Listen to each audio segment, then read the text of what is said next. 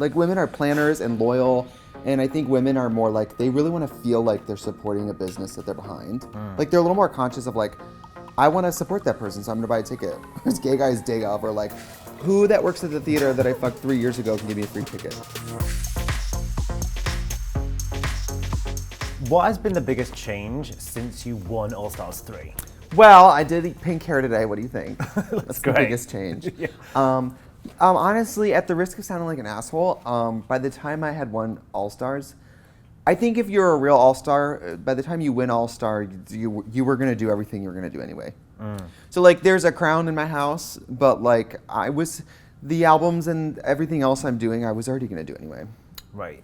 Do you feel like there's a bigger expectation on you since you won then from the fans, just from other queens out there?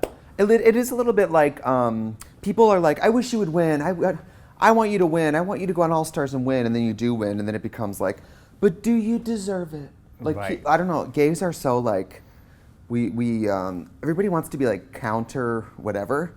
So no matter who's doing good on Drag Race, whatever, people are like, well, I like so-and-so. It's like, why? Internally, it's because you just want to like something different. Like, drink your vodka soda and calm down. People love Drag Race, but also are trash. What? They are. I mean, that kind of leads into my next question. It's like a Ruben Studdard Clay Aiken thing where people are like, I thought Clay was better, but he didn't win. Like, people are very that. I love that the Clay Aiken reference. Buy both Christmas albums. Did you? No. Oh. No. But yeah, Drag Race has kind of, the audience has changed and evolved a lot since the... I do think it's funny that Clay Aiken put out a song called Mary Did You Know? It's like, we know, do you know? Is that real? A song, Mary Did You Yes! Mary Did You Know? It's a great Christmas song. Yeah, the Drag Race audience has evolved so much, I think, since you were first on the show. It's, no longer just an LGBTQ show. There's a lot of, straight people, straight females, and kids as well who love it. So how has that kind of changed the day-to-day of your career since then? Well, it's like any business where, like, it's sort of the reason gay bars struggle, I think, is because if your business is trying to make money off the 10% of people who are gay, that is like such a small net that you're casting. I think the gay bars that stay alive and have like a very like vibrant business are gay bars that sort of have a revolving door open to everyone, that sort of like lots of straight people go. So with drag, it's like, back in the day, it would be me at a gay bar lip syncing for 20 gay guys. And now I would say at my shows, if there's 1,000 people there, at least half of them are straight, probably most of them. What kind of doors has that opened to you as well that you've noticed in recent years, like the meetings that you can get now and the people that you can see and the opportunities that are being presented? Have they become bigger and better? Well, most of my fans are women, and women, I would say, are such great fans because they're great consumers. They're very loyal. Like, gay guys, your tickets go on sale. Gay guys will be like, I'll just see if something else, what if something better is going on? I can't buy a ticket. Women are like, the tickets are on sale at 8 a.m. Let's see, I don't know who's going. I'm gonna buy 10. Like, women are planners and loyal, and I think women are more like, they really want to feel like they're supporting a business that they're behind. Like, they're a little more conscious of like, I want to support that person, so I'm gonna buy a ticket. Whereas gay guys day of are like, who that works at the theater that I fucked 3 years ago can give me a free ticket? So for me, having mostly women, especially gay women, mostly women in the audience, has changed everything. Right. I mean, because most of my merchandise is pink, and I think women that's the type of stuff they like, that sort of jokey femininity. Yeah, I mean, you do evoke a kind of, it's a Barbie feel, right? So like, yeah, I don't know what you're talking about. Natural, all yeah. Natural. You were on season 7, you then won All Stars 3. You're probably never gonna go back to that show. Absolutely not, Oprah. That is the hardest experience, and anybody who says they enjoy it is a sociopath. Right. People who love it, for example, Jinx and Bob are like, I'd go back out on a second. I'm like, yeah, you're nuts. You're, on one hand, you're like, it's an amazing experience. And on the other hand, it's like, do you want to be in drag 12 hours a day? I can't tell you how many times on Drag Race I was just sitting backstage with your corset pulled so tight that your eyes are popping out. Like, I think I have like damage in my face. I have like a Forrest Whitaker eye now. And I remember sitting there like in a corset just going, you never have to do this again. You never have to do this again. Because the stress, the pain, it's awful. So what does it feel like to have that in your rearview mirror and to kind of have this this new chapter ahead of you where you know that the show is not really a part of that at all? I'm looking to become like an Adam Rapon now, where like people remember me as a competitor, but now I just make like quirky cooking videos. But the documentary itself, like, I feel like Trixie is a very larger-than-life character, but in the documentary, you kind of strip that away, and it's very revealing and very frank. Why did you decide to do that and to show more of, like, Brian the person? Well, when the idea kind of came to me and the people I was talking to about it, it was like, this is an extreme... I mean, I'm about to have, like, Amy Schumer's 2015 for a drag queen. I'm about to do things drag queens have never done. Right. You know, I'm about to have Ron Jeremy's 1976. And so, I don't know the dates on that. But, you know, I'm about to have Carly Rae Jepsen's 2012. You know those years. I think I do. Right. That's when the gays discovered her. Right. You know, which is the year that anybody shoots to success, is when the gays are like, yes to that. And I was like, I want to film it. And when I went into it, I'm a drag queen, so I was like, yeah, let me just get like a slap bracelet and some beads, and we can put on a CD and like wiggle. But instead, you watch the documentary and you can tell that I had no hand in it, because it doesn't show gloss and glamour and glitz. It's filthy. You know, it's dirty and real, and it's the 23 hours you're not in drag. And, you know, I'm a drag queen, so if I was in that editing room, I would have been like, let's put a concealer on this moment, let's put a corset on this moment, a little face tune that whole situation. But Nick and David, who made the film, I mean, they kept it very as it was in the room. Which is why, for me, I've seen it a few times, and each time it's at parts so uncomfortable to watch, because it's like looking at a picture of yourself naked with a room full of people. It's really like the most... Comedy and music is right up to the line, but it's still behind the mask. This is everything beyond that, you know. And like, how did you feel the first time you watched it and kind of knowing that people were going to see this side of you? The first time I watched it, I was really happy. I cried through a lot of it, because so many parts in it were so good, but they went by so fast that in the moment, how could I have really like held it and looked at it? Because it just went. Like winning Drag Race, or like even seeing myself sound checking and stuff like that, I'm like, I'm really fucking out there doing it. And while you're doing it, it doesn't feel cool. It feels like you haven't slept in 3 days, you know? But watching it, at the end of it, I was really crying, and they were like, what do you think? And I was like, this makes me feel like I did something with my life. I mean, it sounds stupid, but I was like, this makes me feel like I did something. And in drag, you sometimes are sitting there in a chicken suit, like, what are we doing, like right now? But when I watched, I was like, this really makes me feel like I did something. Like, this movie makes me feel like I could die and I did something. Well, I think it does a really good job as well of showing the hustle behind it. Like, you don't just turn up and, you know, perform and in front of a crowd and look this way. Like, there's so many more hours that go into that 2 hours that people get to see. Oh my God, we're filming this at what, 11 o'clock? I barely made it here alive. You rolled in 8 minutes ago, still drunk. I was up at 7, you know, narrowing my hole. So like it's a different world. And by the way, what I think that this documentary shows well is drag queens, we want you to think there's 10 people over here looking out for us. Hair, makeup, someone writing us jokes and holding cue cards. Mama, it's just us. It's only us, and there's no one here. And in this documentary, you're like, this fucker's really walking around airports carrying his own bags, writing all those songs and jokes, putting himself in hair and makeup every night. There's no team. We're not real famous people. When something wrong happens, we can't go, I gotta call my people. I am my people, unfortunately, and my primary employee is pretty disappointing. But in this film too, there's so many moments that are not about being a drag queen. There's interpersonal friendship moments where, wow, there's no handbook for that. And there's cameras in the room while we're all like, what? What do you do? You know, everybody knows that in this documentary covers when we had Katya go into rehab, and the cameras were backstage with us the day she left set, and it was just like, how do you be a good friend? How do you try to save both of your professional sort of, if that person's dropping their ball, how do you hold both balls for a second? You know, there's no handbook for a lot of this stuff. And there's no handbook for being a drag queen. I mean, until a few years ago, drag queens couldn't do anything like this. Drag queens were not in fast company. You know, so every day, some of us are getting to do things that no one's ever done. I just saw RuPaul recently, and he was like, you're doing things no one's ever done, not even me. And then he said, get the hell out of my house. But That's a great compliment though from RuPaul, yeah. right? Yeah. I know. I was like, why didn't you do it? No, just kidding. But in the documentary, yeah, talking about Katya, you get this real warts and all moment of seeing her walk off your show, Trixie and Katya show on Viceland. And, you know, obviously for her own personal reasons. But, like, how did you navigate that moment, both, like, personally and professionally? Because it was almost like it could have felt like your career was blowing up. Are you kidding me? It was. Right. I mean, we have been working toward that, and I remember selling the show and thinking, that's not going to happen. I never believe anything's happening until it's happening. So when we're on set, I'm like, this is really happening. So we had delivered, I think, like 8 episodes, and another 6 were ordered, and we were like, oh my God, it's doing well. They want more. Oh my God, it's happening.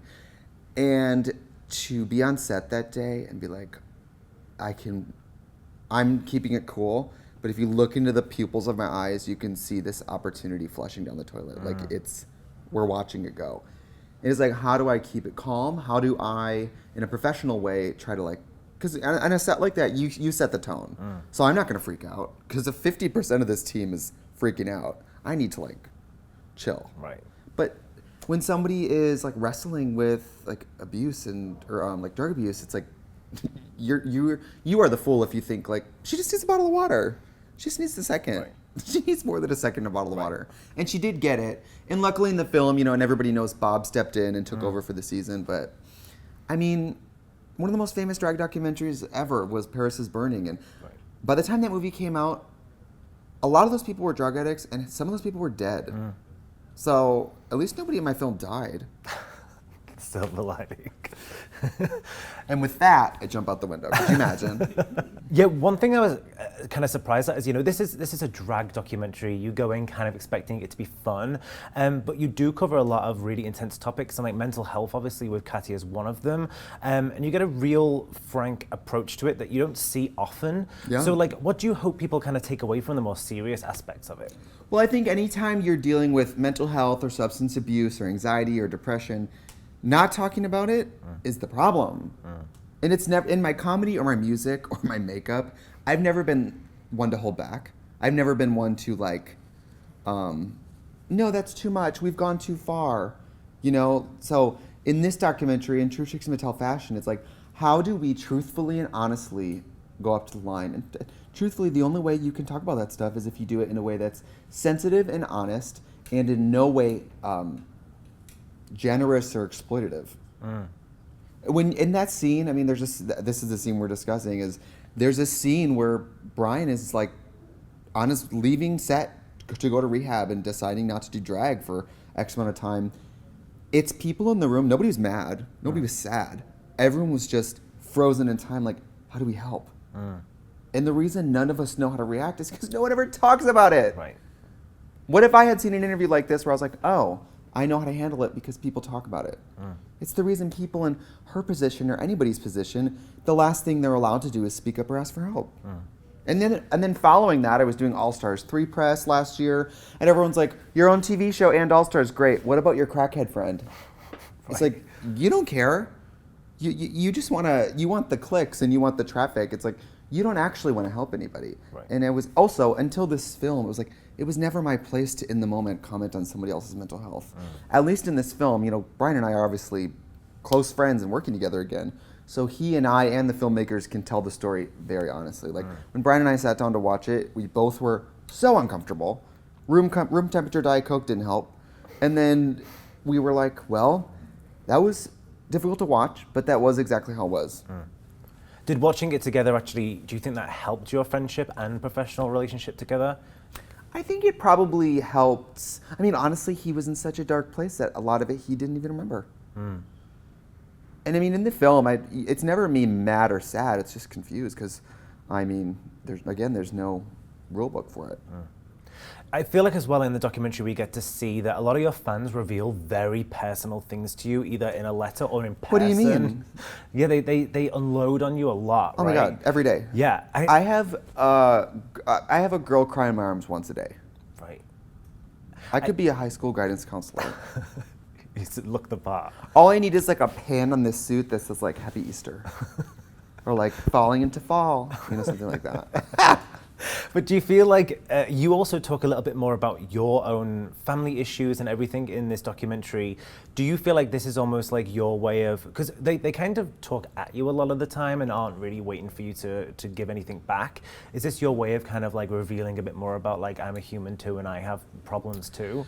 No, I guess it was like, I mean, Nick, the filmmaker, literally was sleeping on my couch with the camera. So after months and months and months of him being with me backstage, on stage, in the shower, I mean, everywhere, I just got comfortable enough that I talked about things I never talked about before.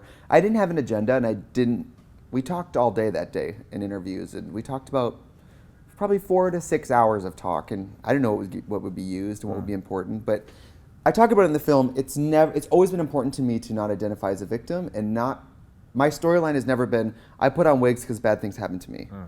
And I don't want to perpetuate that, because people aren't gay or cross-dress because their mom didn't hug them. Like, nobody ever talks about the drag queens who have great families who love their drag, because that's also very common. Right. It's not all sad, you know?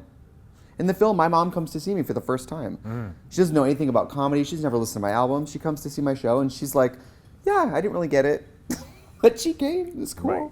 I don't need people to get it. I don't even need people in the audience to get it, because they already bought a ticket. You said that you and Dolly Parton are the only two drag queens in country and folk music. I think that's true. Right. Yes. Although Casey Musgrave's hair is getting pretty long. Right. It's about 75% fake at this point, so she's moving into that territory. But you know, you do, just like hair, you do take the music very seriously itself. So like, how do you approach that side of your career differently to how you might approach comedy or TV shows, the internet series? I think the way I approach music in general is sort of a Sarah Silverman, Dolly Parton sort of approach, where how do you marry storytelling and comedy right into music? So there is no stop-start, it belongs together. The jokes go into a song, and the song starts a new joke section, starts a story. So in my shows, I like it to be a dense fabric of textile. What's your like biggest hope for that side of your career in terms of music? Because you have broken down barriers by doing it. Where do you want that to go, separate from what you do with Katya and all of that? Do you think Polly Blend is a good drag name? Polly Blend? Yeah, actually. I do too. Yeah. Whose name I was is just that? thinking of like, that's a good metaphor for what I do, because it's half synthetic, half organic. Right. That's sort of what I do in drag. Mind blown. What did you ask me? Yeah, like, because you do approach music, I think, it's a real album that you're creating, not just a drag album. But what Like who? There's a lot of those, right? Just like talking over a track. Yes. But where do you kind of want your music to go? Because you must have big ambitions for it. Yes. I have a new single coming out. You're probably the first people to hear about it. Oh, good. It's launching like 1 week before DragCon about. Okay. And my new sound, because I love chronology. So my original album was like 50s radio country. The second album, One Stone, was a little more like folk revival, late 60s. The new sound is a little more post-Beatles, like buzzy radio hand clappy. It's more fun. Fun things have been happening to me. Also, I've written enough sad songs that I'm like, I need a break. Like, it's not all that serious. Right. So I love chronology because I love the looks and the music evolving through the years together. So the new look and the new sounds will be a little more plugged in and fuzzy and fun. The show Trixie and Katya show on Viceland, that did come to an end, and you've left then, you've gone back to Yes, in Pokemon terms, we've gone, like, we were Squirtle, and then we were like Wartortle, and now we're back to Squirtle. But what did you kind of learn from that experience of like going to TV, and like how was it different from what you already did? And even though, it may have only been for the one season, what was the big takeaway from that? Oh my God, well, we adapted an original recipe into a 30-minute format, a 22-minute format. So it was very educational, and what I've learned is the things that I liked about the show were not dependent on how many more cameras or how much money there was. I've enjoyed doing that show even in the first episodes when it was like the lowest budget and nobody was getting... I mean, World of Wonder, Don't Shoot Me With a Gun, we weren't getting paid to do that when we started. We were doing it for the fun of it, and I think the great thing about watching it is you can tell that we're both there for the fun of it. You've actually said that am I saying that right? I think you need to like commit to it. Yeah. That's much better. Yeah, that makes. I think out of drag, that's a really awful word to try and say. It's a terrible name. Yeah. And when we first started the series, World of Wonder was like, I don't know. It's not a very good name for a series. And 2 weeks later, I was like, really? Because it has more views than Untucked.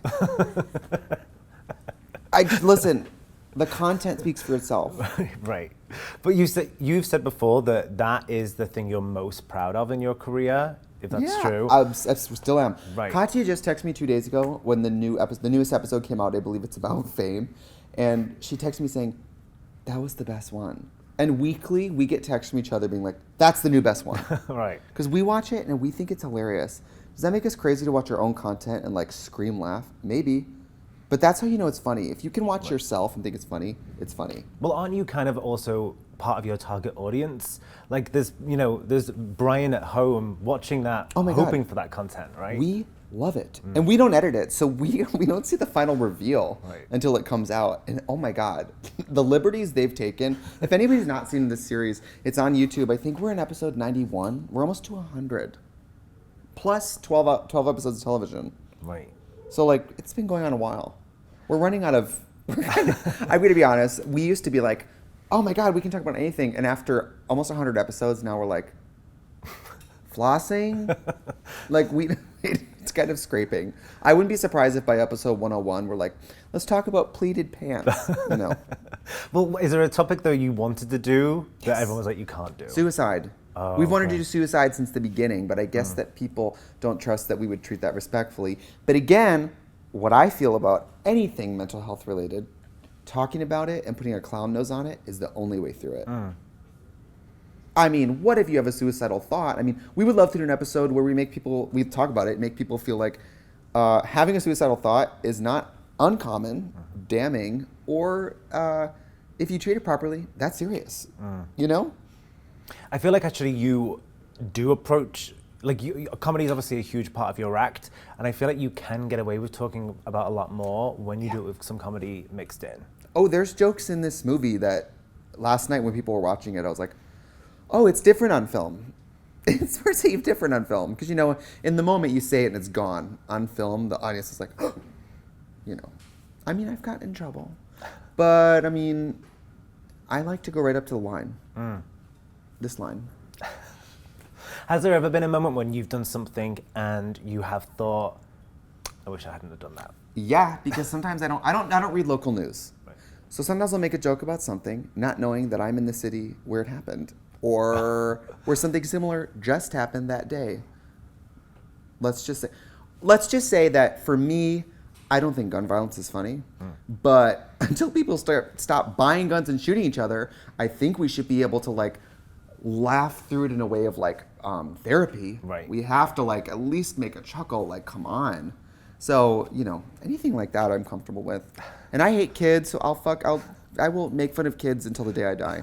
I will make fun of your kid to your face. I don't care. There's probably plenty to choose from when it comes to your shows. Yeah, exactly. The gays, what about the gay agenda? We don't want your kids. We don't even want to see your kids. What gays do you know that want kids? They don't go out. We don't know them. Anyway, me in 5 years with a kid, like, what was I thinking? Right. Yeah. Well, as I say, when you've come along such a long way now since season 7, if you could go back to the Trixie just about to walk onto that show and kind of have their life change completely, what is like the one thing you would just love to like grab and say? I mean, when you're at any stage in drag, you're like, I'm the one. I'm the fiercest. I'm the one. But even people, do you look at yourself from 5 years ago and go, what the fuck was I doing or wearing or saying? Right. So in drag, I'm not going to watch season 7 anytime soon because, I had no money. I went there with no money, like nothing. I think my only nice things were probably borrowed. So I would have been like, I don't know. I didn't do very well. I'm not very competitive. I'm really not. Except for on eBay. That's like where I really dig in. On eBay? Yeah, on Drag Race, I'm like barely invested. But then on eBay, oh my God, I love to like outbid a housewife and win and then message them like, I guess you really wanted that, didn't you? Is that where you get like a lot of things to Oh use? yeah, because I'm a vintage Barbie doll collector. Right. So I love to like go big on some random doll no one wants and then message the people, be like, guess you really wanted that. I'm crazy. I feel like that should have been in the documentary. Yeah. Competitive eBay bidding. Oh, completely. Yeah. If I ever become single again, I definitely can't have hookups because have a pink bedroom full of Barbie dolls, so not quite a turn on for most. You've done so much already in your career, but like, what are some of the next things that you really want to achieve? Well, we're launching cosmetics this year. Trixie Cosmetics will launch at DragCon. And that's exciting because before I was a drag queen, I worked in cosmetics for 5 years, and it was like my heart and soul. I loved it. I want to do that. And God. How did you approach that as well? Like, because I feel like, nowadays there's a lot of people with makeup lines, right? Yeah. And so how do you approach it to make sure it's different, like feels true to who you are, your brand, but also, appeals to a lot of different people? Sure. Well, like when I worked because I've worked at Ulta, Sephora, I worked at MAC for 4 years. And when you work in cosmetics, every time a new product comes out, you pick it up, you read the ingredients, you see how it works, and mentally you have a catalog of, this is what I would have done differently. Or when you see a product not sell, you think, this is why it didn't sell. Or when a product comes out and hits the shelves, you're like, no one's gonna buy that. Like, you start to get good at sort of, for a living, you watch people shop for makeup. I did that for years, and so I feel like I'm very in touch with how people who are casual makeup users shop and what drag queens want. And I think that we have a lot of similar needs. We need makeup that works well and is fun to put on. And honestly, packaging matters. If drag has taught us anything, packaging matters. Right. So my products are all super fun. My goal is to make all the packaging so that at any age or state in your life, you pick up this piece of makeup and you feel like you are 6 years old playing with a toy. It feels fun and young and playful. Because makeup is just body paint. It's just for fun. Right. It's not serious. Is there any, drag queens make a lot of money off merchandise, product. Is there anything that you have launched in your career so far that was like definitely a misstep? No. No? Knock on wood. I really sit with things and think about things, and it's never been my brand to put out something that doesn't really 100% speak to me. Ever. I think everything so far is sold. Even things, to be honest, I've been surprised that things sell well. The single for Moving Parts, the acoustic single that's just me on the harp, sells really well. And that's just me singing it once with a harp. So the things that you are like, I like that, but people might not like it. People will surprise you. As RuPaul said, the YouTube series. Oh yeah. People love that. It's so low budge. It's us in a basement talking to each other. It's not different than this. If we got you a wig and a cigarette, that's Katya. We could just do this. Kind of Red Bull. Yeah. And a taxidermy hat. That's all you need. But RuPaul, you said earlier, RuPaul said you're doing things that I never did. And, you really have done things that are very different from what a lot of other queens do. So what have you kind of learned just from what you've done in your own career when it comes to drag, how much it's grown and evolved and what boundaries you can push? Yeah, well, if I have one regret, it's that I didn't start playing guitar and drag sooner. Because I played guitar since I was 12. But no drag queens have done it. And so I always told myself, well, it doesn't really fit. It's not for drag queens. What I should have thought, at 21 when I was working in clubs, I should have been you're an idiot. That's the reason you should do it. That's your thing, no one does. I guess that kind of thinking when you're young and developing your work, you do let these sort of glass ceilings and walls be well, drag queens don't do that. Be the drag queen that does that. Especially in a world where every homosexual with the wig from Amazon is I have an Instagram, I do drag. And if you're a drag queen and you're a business, how are you the only phone call they can make? If somebody wants you, make sure they can only call you. Right. That is the key. That's the key of everything. Be the drag queen you want to see in the world. Yes. There's this book, I forget who wrote it, but it's called Love Mark, and it talks about businesses that consumers say that they love. Starbucks, MAC Cosmetics, Lush. Things where people buy the products, but also say I love it. Something about it, they love it. And diving into the science of how does a consumer fall in love with a brand and a product? I love that. And because it's the difference between someone shopping with you or coming to see your shows or watching your content and having a personal experience. They have a personal, it's Wednesday, it's coming out, I gotta take a pee break, Or the difference between yeah, I'll watch it if I'm deathly bored, right. We always call it's the toilet show because they're 6 to 9 minutes long. You can watch them in the bathroom, You can watch it in traffic. You shouldn't be driving, but that's your target audience is people on the toilet. Yes, completely. I would be amazed how many gay guys probably watch that with a douche up their ass.